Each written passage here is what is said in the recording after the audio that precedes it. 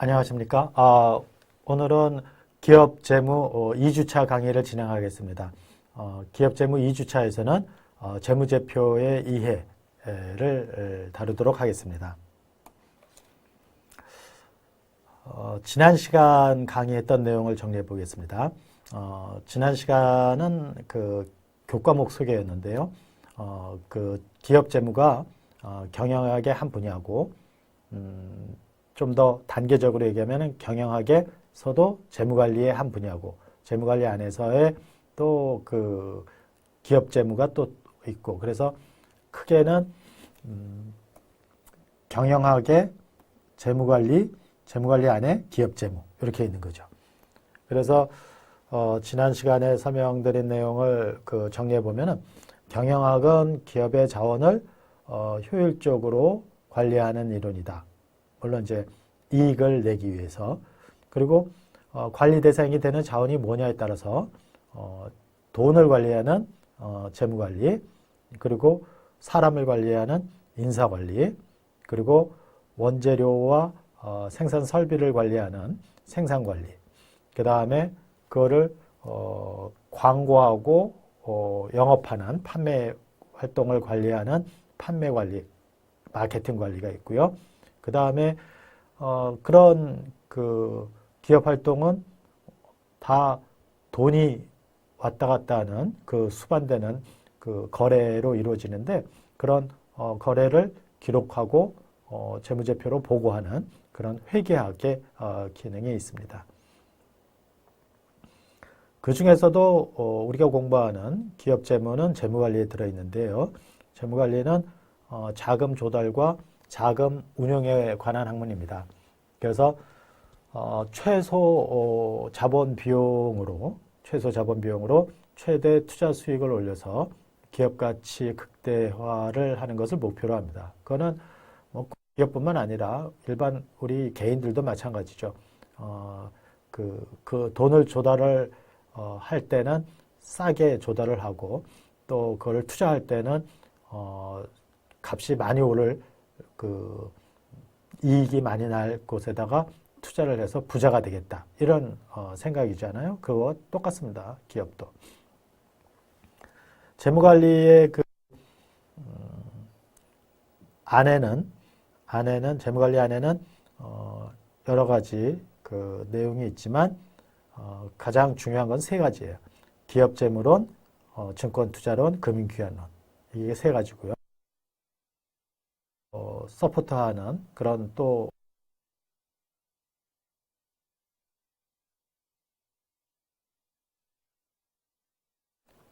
우리가 공부하는 내용도 순서가 기업재무론을 공부하고, 그 다음에 증권투자론을 하고, 그 다음에 금융기관론을 하고, 이런 식의 순서로 진행이 됩니다.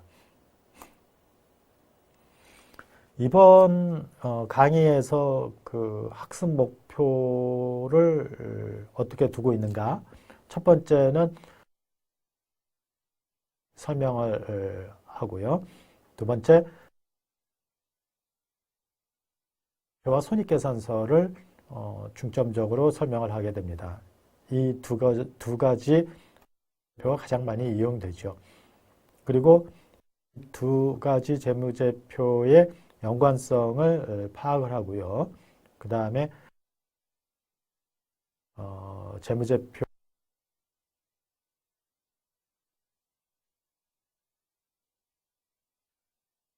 입니다. 그래서 학습 목차도 첫 번째 재무제표란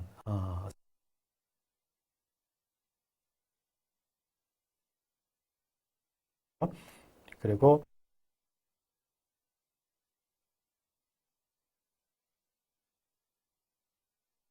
차를 구성을 해서 봤습니다.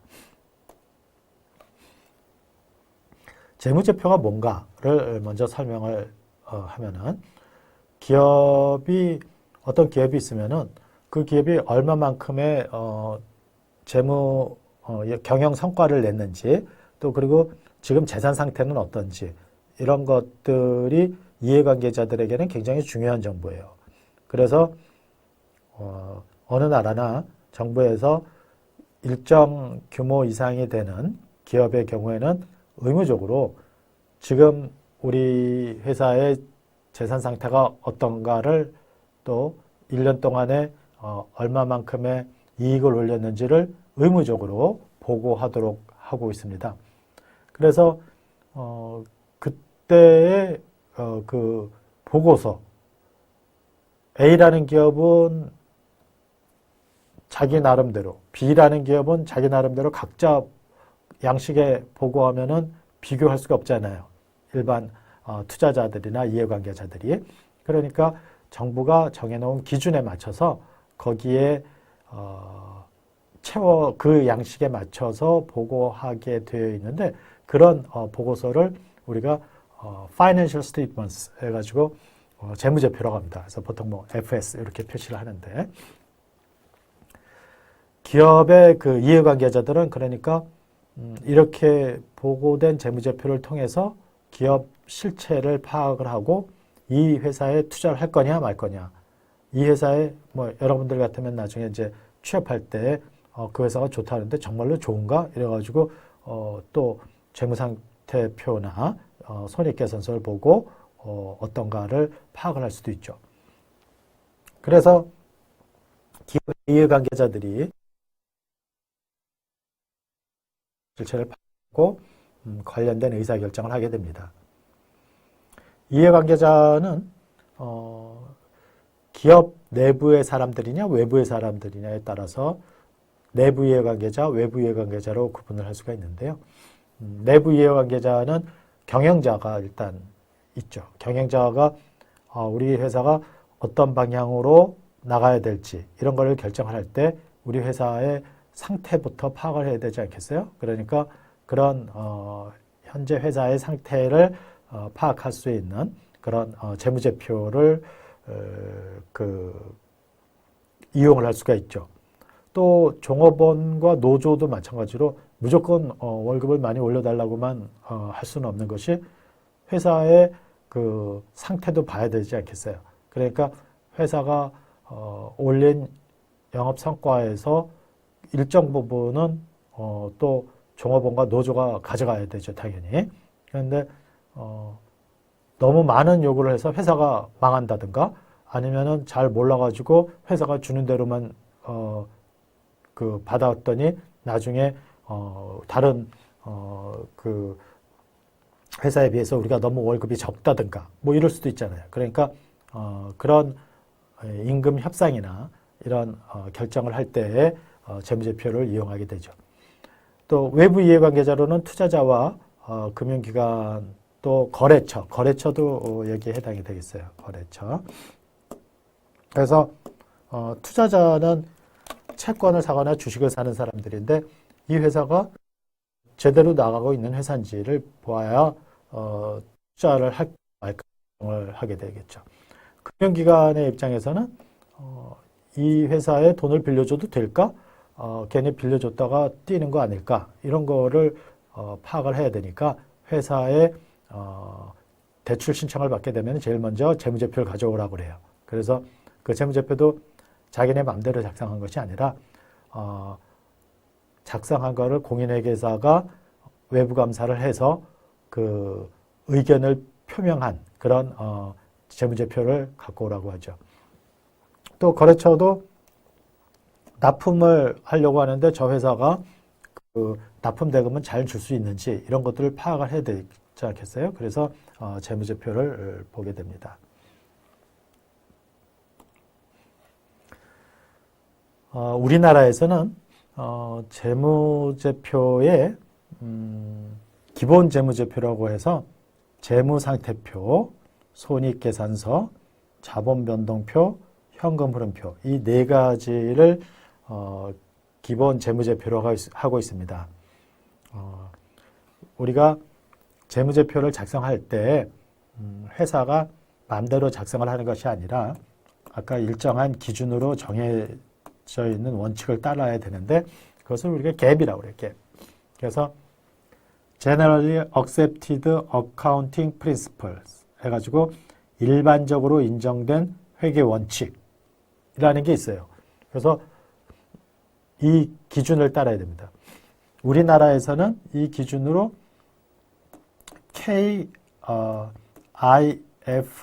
IFRS라는 게 있어요. 그래서 한국이 채택한 국제 재무보고 시스템. 그래서 그 IFRS라고 하는데 그것을 따르도록 하고 있어요. 그래서 그 규정을 보면은 우리나라에서 기본재무제표는 재무상태표, 손익계산서, 자본변동표, 현금흐름표 네 가지를 규정하고 있습니다.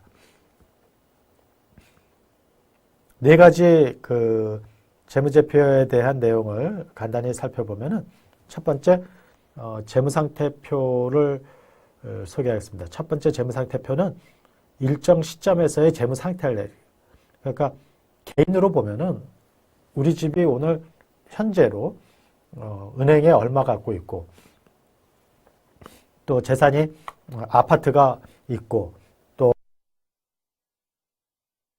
재산 상태잖아요. 얼마 있고 이런 것을 나타내는 것이 바로 재무상태표가 되겠어요. 두 번째 손익계산서인데 이거는 일정 기간 동안에 얼마나 이익을 벌어들였을까 이거를 나타내는 거예요. 그러니까 우리가 일정 1년 동안에 얼마만큼의 연봉을 받았을까 거기서 얼마를 쓰고 이익이 얼마 나서 저축을 했을까 이런 것을 다루는 것이 바로 기업의 입장에서는 손익계산서가 되죠. 그래서 현대자동차가 차를 얼마를 팔고 얼마의 이익을 냈고 그래서 지금 1년 동안의 성과가 어떤지를 나타내는 게 이제 손익계산서가 되겠습니다. 그 다음에 자본변동표인데요. 자본변동표는 일정 기간 동안의 자본변동 내역을 나타내는 겁니다. 그러니까 재무상태표를 보면은 이렇게 해서 여기에 자산이 있고 부채가 있고 자본이 있다고 그랬죠. 이 자본의 변동이 어떤가를 살펴보는 거예요. 그 다음에 현금흐름표도 중요합니다. 그래서 일정 기간 동안에 현금 유입과 현금 유출 내역을 나타내는 게 현금흐름표가 되겠습니다. 손익계산서상의 순이익이 재무관리에서 얘기하는 현금흐름과는 좀 차이가 있다고 그랬죠.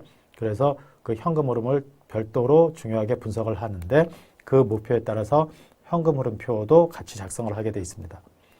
이렇게 네 가지가 기본 재무제표지만 그 중에서 특히 중요한 거는 재무상태표와 손익계산서라고 이해를 하시면 되겠습니다. 이렇게 그 기본 재무제표 네 가지를 간단히 설명했고 그 다음에 우리가 이제 중점적으로 다루게 되는 것은 재무상태표와 손익계산서가 되겠습니다. 그래서 자본변동표와 현금흐름표까지 다 같이 분석을 하는 것은 나중에 경영분석 시간에 이제 하게 될 거예요. 먼저 재무상태표를 소개하겠습니다.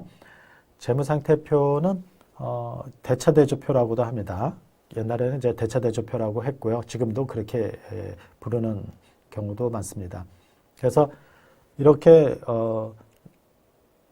재무상태표를 보시면은 왼쪽과 오른쪽 이렇게 되어 있는데 이쪽 왼쪽에는 그 기업이 보유하고 있는 자산을 나타내요. 그래서 어떤 자산이냐? 유동자산과 고정자산. 또 고정자산도 요즘은 또 비유동자산이라고도 말하죠. 그래서 유동자산이 아닌 거, 비유동자산. 그러니까 고정자산이라고 해도 되고. 그래서 유동자산은 1년 내에 현금화되는 자산들을 얘기해요. 그래서 그 안에는 당좌자산과 재고자산이 있는데요. 당좌자산은 기업이 가지고 있는 현금이나 유가증권 이런 것들을 당좌자산, 예금이나 이런 것들을 당좌자산이라고 하고요. 바로 현금화될 수 있는 거죠. 은행에 가서 돈을 찾아오면 되고 유가증권은 바로 현금화 내다 팔면은 바로 현금화되니까. 그리고 재고자산도 있습니다. 재고자산은 통닭집의 생닭이에요. 그런 게 재고자산이에요. 그러면은 생닭, 원재료, 그리고 그거를 통닭으로 만들어내면 프라이드 치킨이나 이렇게 만들어내면 그게 이제 제품이 되는 거죠. 중간에 그 튀기는 과정에 있는 거는 제공품이라고 합니다. 그래서 유동자산은 당좌자산과 재고자산으로 구성이 되어 있고요. 고정자산은 그래서 이제 예를 들어 당좌자산은 120억 원이고 재고자산은 360억이다. 그래서 두 개 합쳐서 유동자산이 480억이다. 이렇게 가정을 하죠. 예를 드는 거. 그리고 고정자산은 생산 설비예요. 그래서 건물이나 또 그 기계장치 이런 것들이 바로 이제 유형 자산이 되고요. 또 어떤 특허권이나 산업재산권을 갖고 있는 경우도 있는데 그런 거는 이제 무형 자산이라고 하죠. 또 투자 자산은 회사가 투자 목적으로 뭐 땅을 갖고 있을 수도 있고 회사 입장에서도 주식을 투자할 수 있지 않겠어요? 그래서 그 회사를 나중에 흡수 합병하기 위해서 조금씩 주식을 사 모으고 있다든가 이러면 이제 그게 투자 자산이 되는 거죠. 이쪽 왼쪽은 바로 차변이라고 했는데 차변 쪽에서는 그래서 두 개를 합치면은 자산 총계가 얼마가 됩니까? 1,800이 되죠. 그렇죠? 1,800이 됩니다. 480과 1,320 더하면 1,800이 됩니다. 이러한 자산을 갖고 있는데 이러한 자산을 확보하기 위해서 돈을 어떻게 조달했을까를 나타내는 것이 이제 오른쪽이에요. 그래서 이쪽은 대변이라고 하는데 유동부채 일단 그 부채로 1,200을 조달했어요. 1,200 중에서도 유동부채는 1년 내에 갚아야 되는 부채입니다. 그래서 400이고요. 고정부채는 1년 이후에 만기가 도래되는 부채인데 그게 800억입니다. 그래서 1,200억을 조달했고 자본금은 그 회사가 처음 시작할 때에 그 발행한 주식의 자본잉여금은 액면 금액이 5,000원짜리라고 해도 5,000원에 발행가 이런단 말이에요. 그럴 때 액면보다 더 높게 발행해서 들어온 돈, 그게 이제 자본잉여금이 되는 거예요. 그러니까 뭐 대표적인 게 그겁니다. 그걸 주식발행 초과금이라고 하는데 자본잉여금은 자본거래에서 생긴 잉여금을 얘기를 합니다. 또 이익잉여금은 회사가 영업활동을 해서 영업거래에서 발생한 잉여금을 이익잉여금이라고 합니다. 그래서 요거 자본금, 자본잉여금, 이익잉여금 합치면 모두 600이 되죠. 그래서 1,200 부채 총계, 그 다음에 자본 부채 및 자본의 총계는 1,800이 되죠. 1,800. 그래서 이 두 개가 항상 같아요. 그래서 그거를 뭐라고 합니까? 대차 평균의 원리라고 해요. 대차 평균의 원리. 그러니까 뭐 회계학을 공부하고 온 사람들은 알겠지만 혹시 모르는 사람들은 그런 단어가 뭘 의미하는지를 간단히 설명을 했습니다. 그 다음에 이번엔 손익계산서를 설명하겠습니다. 손익계산서는 일정 기간 동안에 대개는 이제 1년이죠. 그래서 1월 1일부터 12월 31일까지 기업이 얼마의 경영 성과를 올렸을까를 나타내는 거예요. 그래서 영어로는 아까 대체대조표는 밸런스 시트에서 BS라고 표현을 하지만 이거는 이제 인컴 스테이트먼트라서 이제 IS라고 표시를 해요. 어떤 책에는 또 PL이라고 표시도 하는데 Profit and Loss Statement 이렇게 해가지고 손익계산서 이렇게 얘기를 합니다. 손익계산서의 구조는 수익과 비용을 대응시켜서 이익을 보여주는 그런 구조로 되어 있어요. 그러니까 매출액은 수익이에요. 매출 원가 비용입니다. 그것에 대응해서 이익이 매출 총이익이 나오고요. 그러니까 현대차가 그 2천억 원어치 팔았다. 그런데 거기에 들어간 원재료나 생산 원가는 1,600억이다. 그래서 400억의 매출 총이익이 나왔다. 이런 얘기죠. 그런데 그 광고도 하고 또 영업사원들을 월급도 줘야 되는데 그것까지 주는 게 판매관리비예요. 그래서 영업이익이 270억이 나온 거예요. 이 270억이 바로 현대자동차가 자동차를 제조, 판매해서 올린 영업이익이 되는 거죠. 그런데 그거를 다 현대자동차가 갖는 게 아니에요. 왜냐하면은 그 돈을 빌려서도 쓰지 않습니까? 그러면은 이자를 줘야 돼요. 그래서 이자를 빼고 나면은 넥 이익이 되죠. 그런데 다 내가 가져가는 건 아니에요. 법인세를 내야 된다. 세금을. 기업이 내는 세금은 법인세라고 합니다. 그래서 세금을 내고 나면은 세금까지 내고 난 다음에 순이익 120억 원이 바로 이 기업의 순이익이 되겠습니다. 그러니까 영업이익, 순이익 여기가 이렇게 있죠. 재무상태표와 손익계산서를 비교해 볼까요? 재무상태표는 스탁 개념이에요. 스탁 개념이라는 것은 일정한 시점에서의 값을 얘기하는 겁니다. 스탁 개념. 손익계산서는 플로우 개념이에요. 플로우 개념은 일정 기간 동안의 값이에요. 그러니까 예를 들어 내가 지금 몸무게가 얼마냐? 지금 현재 몸무게가 70이다. 그러면 그건 스탁 개념이에요. 그러면 올 1년 동안에 얼마나 늘었냐? 작년에 65kg이었는데 지금 70kg이 됐다. 그럼 5kg이 늘어났잖아요. 그 5kg은 플로우 개념이에요. 그러니까 재무상태표는 일정 시점의 스탁 개념, 손익계산서는 일정 기간 동안의 플로우 개념을 나타내는 겁니다. 그리고 재무상태표에서 보면은 재무상태표를 보면 이쪽이 자산이라고 했지 않습니까? 그러면은 기업이 저 자산을 왜 갖고 있어요?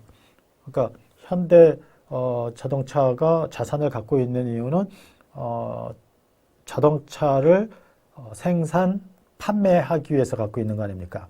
그래서 바로 요것이 벌어들이는 것이 손익계산서, 재무상태표에 자산이 벌어들이는 것이 바로 손익계산서의 영업이익이 되는 거예요. 그래서 이 두 개가 서로 연관성이 있어요. 자산이 스탁이고 그것에 대응되는 플로우는 영업이익이에요. 그 다음에 재무상태표에 부채를 제공한 사람은 왜 그 현대자동차에 돈을 빌려줬을까요? 그거는 돈을 빌려줘서 이자를 받기 위해서 돈을 빌려준 거 아니에요? 그래서 바로 이 부채를 제공한 채권자는 영업이익 벌어들인 것 중에서 이자를 가져가요. 그러니까 손익계산서에서 이자를 빼지 않습니까? 손익계산서에서 보면은 영업이익 다음에 이자가 나오잖아요. 아까 다시 한번 가볼까요? 영업이익 다음에 이자가 나오죠. 그러니까 270억은 자산이 벌어들인 건데 이 자산을 살 때에 채권자가 부채를 빌려줬지 않습니까? 그러니까 이자를 가져가니까 이 부채를 제공한 대가로 이자를 가져가니까 그걸 빼요. 그리고 남은 것이 요거는 이제 정부가 가져가는 거고, 그리고 기업의 120만큼 남은 것이 바로 주주가 가져가는 순이익이 되는 거죠. 그래서 재무상태표에 자본을 제공한 주주는 영업이익에서 이자를 빼고 난 다음에 순이익을 가져가는 거예요. 그러니까 부채는 이자와 관련되고 자본은 순이익과 관련되는 거예요.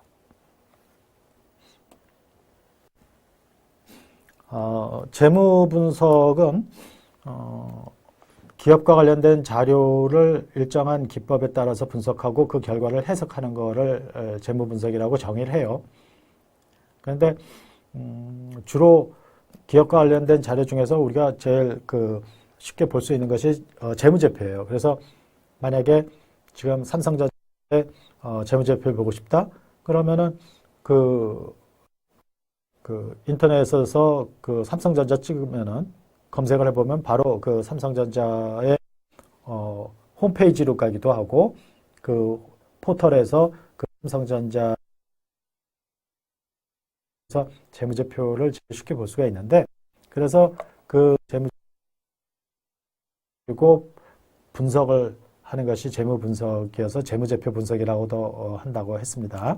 그리고 거기서 산출하는 재무 비율을 가지고 주로 분석을 해요. 그래서 재무 비율, 중요한 재무 비율을 몇 가지를 좀 알아둘 필요가 있습니다.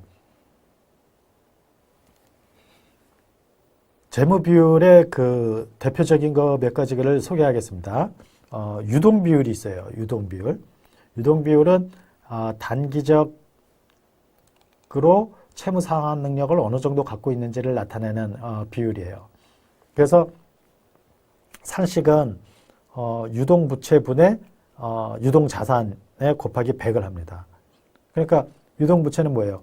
1년 내에 갚아야 되는 부채고 유동 자산은 1년 내에 들어오는 현금이에요. 그러니까 이게 만약에 100%가 넘으면은 1년 내에 들어오는 돈으로 1년 내에 갚아야 될 부채를 충분히 갚는다는 뜻이 되죠. 그래서 아까 우리가 예를 들었던 그 회사의 재무상태표를 보십시다. 유동자산은 480억이고 유동부채는 400억이에요. 그러니까 480을 400으로 나누면은 이게 이제 120%가 되는데 그 120%가 바로 유동 비율이 되는 거죠. 그러니까 이런 유동 비율은 높을수록 좋은 거죠. 채무 상환 능력이 충분하다고 보니까. 그 다음에 많이 이용되는 것이 부채 의존도를 나타내는 비율입니다. 우리가 나중에 그 자본구조 이론에 가면은 부채 비율 얘기를 많이 해요. 좀 미리 그 알아둘 필요가 있어요. 이거는 자본분의 부채예요.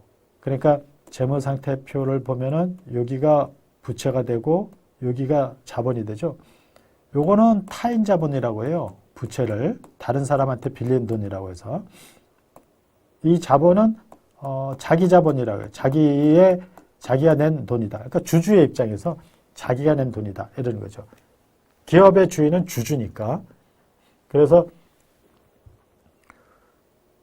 자본분의 부채 이러면은 이게 만약에 100%가 넘는다면은 남한테 빌린 돈이 자기가 낸 돈보다 더 많다는 거죠. 그래서 아까 예를 든 그 회사에서 보시면은 다시 가서 보십시다. 재무상태표를 보시면은 요게 부채 아니에요. 부채고 요게 자본이죠. 그러니까 그냥 이거 나누기 이거 하면 되겠네요.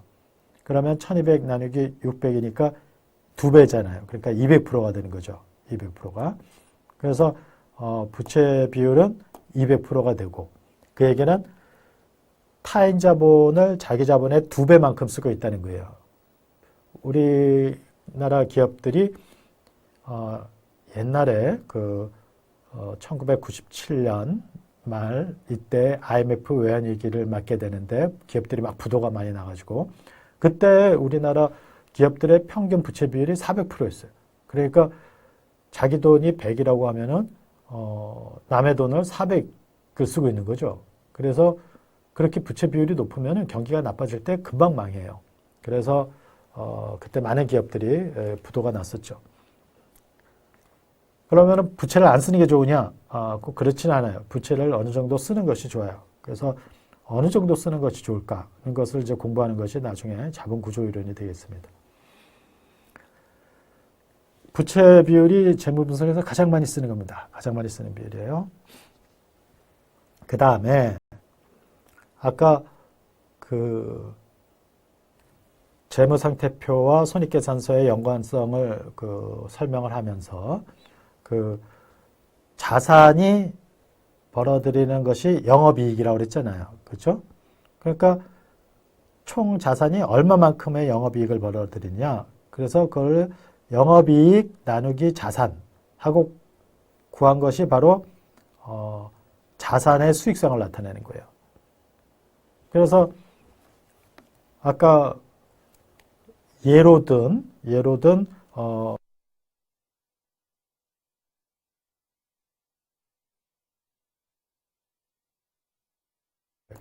그리고 손익계산서에서 영업이익이 270억이었어요. 그래서 1,800억의 자산을 가지고 270억의 영업이익을 올렸으니까 그거를 총 자산 영업이익률은 15%라고 하는 겁니다. 15%. 이게 높으면 경영자가 경영활동을 잘한 거죠. 또 하나 설명을 했던 그 자기자본과 순이익의 관계. 그거를 자기자본 순이익률, 여기 순이 빠졌는데 자기자본 순이익률이라고 합니다. 요거는 영어로는 이제 ROE라고 해요. ROE, Return on Equity라고 해요. 그래서 주주가 출자한 자본의 수익성을 나타내는데 그거는 자본분의 순이익이 되는 거죠. 그래서 순이익이 많으면은 ROE가 커지는 거죠. 아까 여기가 600이라고 했고 여기가 1200이라고 했죠. 그러니까 요 자기 자본분의 순이익은 손익계산서에서 그 맨 마지막에 순이익이 120억이었죠. 그러니까 600분의 120억 해서 20%의 수익률을 올리는 거예요. 근데 주주의 입장에서 올린 수익률이죠. 그러니까 자기자본 순이익률이라고 합니다. 그러면은 아까 15% 사례로 든 기업의 부채 비율이 200%고 총자산 영업이익률이 15%, 그 다음에 자기자본 순이익률이 20%라는데 이게 좋은 거냐 나쁜 거냐 뭔가 비교 대상이 있어야 될 거 아니겠어요? 그러니까 학생이 내가 90점을 받았어 수학을 그래가지고 집에서 얘기를 했는데 잘했구나 이렇게 말할 수도 있겠지만 그럼 다른 학생들은 다른 친구들은 몇 점 받았냐 나머지는 다 100점 받았어 이러면은 잘한 게 아니잖아요. 그래서 그렇게 비교할 수 있는 기준이 있어야 되는데 그걸 표준 비율이라고 그래요. 개별 기업의 재무 분석의 결과를 비교할 수 있는 기준이 되는 비율. 그래서 이 비율로는 그 한국은행이 기업 경영 분석이라는 책자가 나오는데 거기에 보면은 각 산업별 평균이 나와요. 그러니까 우리 그 성적, 내 성적은 뭐 우리 과 학생들의 평균 또는 반평균을 가지고 비교하지 않습니까? 그러니까 내가 경영학과 학생인데 내 성적을 예를 들어 뭐 그 기계공학과, 건축공학과 이런 학생하고 비교를 할 수는 없는 거 아니에요. 그러니까 산업 평균 비율을 가장 많이 이용을 합니다. 또 경쟁 기업의 재무 비율과도 비교해요. 그래서 그 현대자동차의 그 비율 하면은 뭐 기아자동차와도 비교할 수 있고 또 삼성자동차와 르노 삼성자동차와 비교할 수도 있고 이런 그 경쟁 기업과의 비율을 비교할 수도 있고요. 또 동종업계 선도기업의 재무 비율과도 비교합니다. 그래서 그 제일 잘 나가는 기업은 재무 비율이 어떤가? 그와 비교할 때 우리 기업은 어떠한가? 이런 거를 분석하는 거죠. 또 과거 비율 가지고도 비교를 해요. 그래서 옛날에는 우리가 어땠는데 지금은 어떻다든가. 또는 옛날부터 이 비율은 이 정도는 돼야 된다든가 뭐 이런 그 이상적 비율이 있는데 이런 것도 쓰고요. 또 우리가 가지고 있는 그 자원을 통해서 어느 정도 실현할 수 있는 그런 잠재적 비율을 목표 비율로 설정을 하기도 합니다. 요번 시간에 그 강의한 내용을 좀 정리를 해볼까요? 재무제표는 기업의 재산 상태나 경영 성과를 나타내는 그런 정보를 가지고 이해관계자들에게 알려주는 보고서예요. 재무제표 중에는 재무상태표와 손익계산서가 가장 많이 이용이 되고요. 이 둘의 연관성을 알아야 돼요. 그래서 아까 얘기한 것처럼 중요한 게 자산이 영업이익을 벌어들이는 거고 그렇게 벌어들인 거를 가지고 채권자가 이자를 가져가고 부채를 제공한 채권자가 그 다음에 자기 자본을 출자한 주주들이 순이익을 가져가는 거죠. 재무 분석이란 재무제표에서 구한 재무 비율을 이용해서 기업을 평가하는 기법인데요. 경영 분석에서 우리가 자세히 공부를 하게 되는데 최소한 요 정도는 알아야 된다는 몇 가지를 소개를 했습니다. 이번 시간에 강의한 내용이 이제 이런 내용이었고요. 다음 시간에는 그럼 어떤 걸 할까? 그것은 이제 본격적인 그 재무 관리, 기업 재무의 내용이 되겠는데요. 화폐의 시간적 가치, 또 화폐의 시간적 가치에는 미래 가치와 현재 가치가 있는데요. 그거를 공부하고 또 미래 가치와 현재 가치를 알기 위해서는 우리가 이자율 또는 수익률, 할인율 이런 것들을 알아야 되는데 이게 어떤 의미를 갖는지 이런 것들을 다음 시간에 설명하도록 하겠습니다. 자, 오늘 강의는 여기까지 하도록 하겠습니다. 수고하셨습니다.